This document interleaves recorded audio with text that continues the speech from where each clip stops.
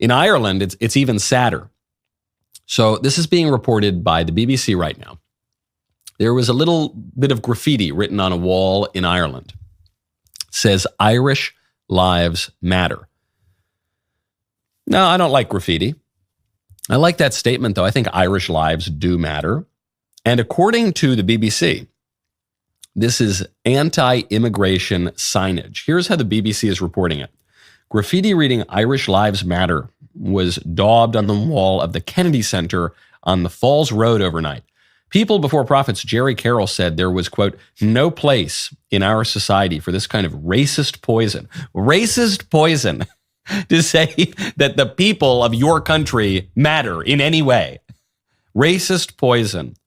Sinn Féin MP Paul Maskey described the signs as disgraceful, adding that they had been erected in an attempt to create fear and intimidate people. Disgraceful to say that the people of your own country matter in any way. It's to intimidate people. Yeah, no, you know what's to intimidate people? That news report. That's to intimidate the Irish from in any way standing up for themselves and their culture and their history and their own interests and their own self-government. If it is a hate crime to write a little bit of graffiti that says the people of our country matter, then what that means is your country is no longer governed by or for the people of your country. Ireland is no longer governed by or for the Irish. The Irish have had a difficult history. The Irish have not always had the best political luck. John Lennon had a song which was, if you had the luck of the Irish, you'd be sorry and wish you was dead. If you had the luck of the Irish, you'd wish you were English instead. Well, it looks like their political situation has not improved at all. Now, of course, some of the MPs, some of these politicians look Irish. They've got Irish names. They've got lilting Irish accents. But they're not really Irish. They're not governing in the interests of Ireland.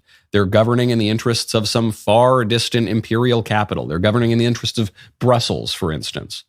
They're governing as satraps for some imperial power, a liberal imperial power that does not have the interests of the nation first. This is why you're seeing a surge of nationalism, perhaps not in Ireland, certainly not among the political class. I guess among the people you see a little bit. That's why they're spraying the graffiti. But it's why you're seeing a surge of nationalism in Britain through the Brexit, in Italy through the Maloney election, in Sweden, in the Netherlands, in the United States, all over the place. Why?